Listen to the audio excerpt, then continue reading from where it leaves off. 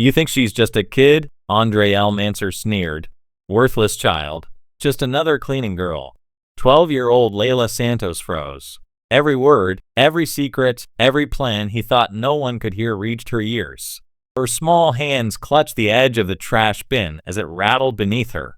Papers were scattered across the polished marble floor. Fluorescent lights flickered above, casting jagged shadows across the room. Filthy little pest, Andre muttered in Arabic to his assistant Eric, a sleek man with cold eyes. The cleaner's daughter is utterly useless. The assistant chuckled low and cruel. As dumb as her mother, I imagine? Layla's dark eyes met Andre's for a brief moment, steady, unflinching. She had learned early that attention could be dangerous in rooms like this. Andre's gold rings dug into her wrist as he snatched a paper from the floor. You understand nothing, do you, little animal? Calmly, Layla bent down again, gathering the contracts with precise movements. Andre straightened his bespoke suit and deliberately stepped on the papers she had just collected. These Americans, he muttered under his breath, think they're clever. We'll take their 500 million, and they won't even see it coming. But Andre didn't know that Layla understood every word, every insult, every hidden clause. Within 72 hours, she would turn that knowledge into a weapon. In the corner, her mother, Camilla, organized supplies, hands trembling slightly. Layla, did he say something bad today? She asked softly. Yes, Mama, Layla whispered. He's planning to cheat Mr. Harrington out of 500 million. He mocked us, both of us. Camilla froze, pen hovering over a checklist. 500 million? Layla, are you sure? I understood him, every word. I learned Arabic online, Mama. You always told me our minds were gifts. This is why. Camilla stared, awe and fear etched on her face. Her daughter was no longer just clever, she was strategic, precise, and fearless.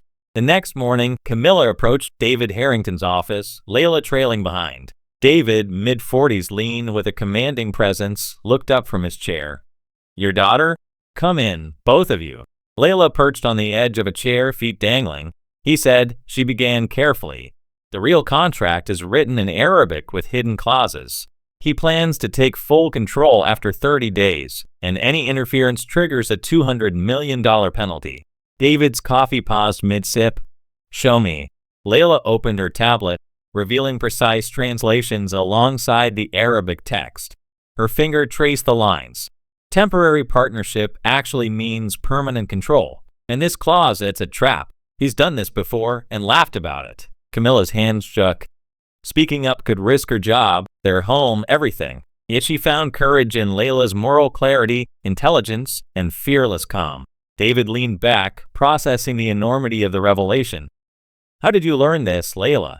From YouTube, online courses, and helping refugee kids translate documents. I learned Arabic to help them. David examined the translations, astonished. Every nuance, every implication was captured with college-level precision. Layla, this is beyond translation. This is exposing a multi-million-dollar fraud. Together, they entered the conference room. Senior partners Margaret Ellis, James Calloway, and Robert Kerr were already seated, accustomed to wealth and authority. David spoke plainly. We have a problem, and my consultant is right here. Ellis arched an eyebrow. You want to delay a $500 million deal based on what a child overheard? Kerr scoffed. She's 12. She should be at school, not advising on mergers. Layla remained silent, letting her presence alone communicate resolve. David's gaze hardened. She understands Arabic. She knows the contract, and she knows how to expose fraud hidden in plain sight. The room fell silent. Layla switched effortlessly between Arabic and English. The real contract allows complete control after 30 days. Interfere, and there's a $200 million penalty. The partners exchanged stunned glances. Ellis finally whispered, a child exposing a loophole we couldn't see? Layla nodded, composed. Yes, and he laughed about tricking other American firms. He's already prepared with a backup lawyer if the deal goes sideways. David placed a hand on her shoulder. Do you see why action is urgent? Yes, sir. Stop him before the signing tomorrow. Minutes later, the conference room hummed with tense anticipation. Layla remained in the corner, coloring a butterfly, while David relayed her signals to the partners through a discrete code on their tablets. Red dot for lie, blue dot for hidden truth, green for neutral. Andre L. Mansour entered, exuding confidence, followed by Tarek and their lawyers. He spoke in Arabic, deliberately mixing complex legal jargon with casual phrases to confuse the Americans. Layla's hand paused, then tapped. Red lie, blue truth, red lie. Everything seems fine? Andre asked, surveying the room. Yes, perfectly fine, David replied smoothly, masking tension. Andre whispered to Tarek, who paled. Layla's fingers moved quickly across her tablet, drawing innocent shapes that secretly encoded contract details. A 30-day timeline, a $200 million penalty, permanent control. David leaned back, probing. Section 47B on subsidiary management, should we review that? Andre's face twitched. Red dot, blue dot, red dot. He had never imagined a 12-year-old could differentiate between temporary and permanent ownership. Ellis whispered, astonished. How is this happening? Calloway shook his head. I think we owe someone an apology. David's voice remained calm. Let's continue. Layla intercepted every nuance. Every misstep by Andre, every hidden clause that could have cost $500 million was exposed. By the end of the hour, the power had shifted. The worthless cleaning girl had become the most crucial asset in the room. The room was thick with tension. Andre L. Mansour sat back, a faint smirk masking his unease. He thought the child was irrelevant, invisible, powerless. He had no idea that 12-year-old Layla Santos had not only understood every word, but was quietly turning the tables. David Harrington's voice cut through the silence. Before we sign, I'd like our consultant to review the Arabic sections. Andre froze. Consultant? What consultant? David smiled faintly. Recent acquisition, he said smoothly, gesturing toward Layla. She held her tablet casually, coloring a rainbow, appearing innocent, while every tap and stroke signaled hidden meanings. Andre leaned forward, suspicion tightening his jaw. A child reviewing legal documents? Yes, David replied, and her findings will dictate whether this deal moves forward. Tarek's face paled, a bead of sweat tracing his temple. Andre's confidence wavered. What is she even doing? He whispered, to no one in particular. Layla's finger traced lines of Arabic, tapping symbols and shapes that only David could decode. Red dot, lie. Blue dot, hidden truth. Green dot, neutral. Every clandestine clause, every veiled threat, every unmentioned timeline adjustment was relayed instantly. Andre continued speaking in Arabic, blending formal legal terms with casual phrases to confuse any translator. Layla's fingers flew across her tablet, sending precise signals. Too weak acceleration, she noted silently, indicating the timeline he had attempted to obscure. David adjusted his notes subtly. You propose accelerating the timeline from 30 to 14 days? Very aggressive, he said casually. Andre froze, eyes narrowing. Tarek muttered under his breath. How could they know? Layla's small hand moved deftly, sending coded corrections. $200 million penalty, permanent control clauses, contingency plans. Andre's smirk faltered. He hadn't anticipated this level of awareness from a child. Margaret Ellis whispered to Calloway, I think we owe her an apology. David ignored them, focusing on Layla's signals. Section 47B, subsidiary management, can you clarify? Andre hesitated. Nothing unusual, he said quickly. Red dot, blue dot, red dot. Layla's tablet confirmed he lied. His confidence cracked. Minutes passed. Andre's team grew tense. The once commanding room was now silent except for the quiet tapping of Layla's stylus.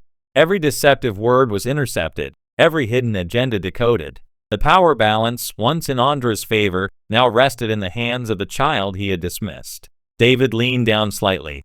Would you like to explain the penalty clauses in Arabic, Layla? Layla straightened, meeting Andre's gaze.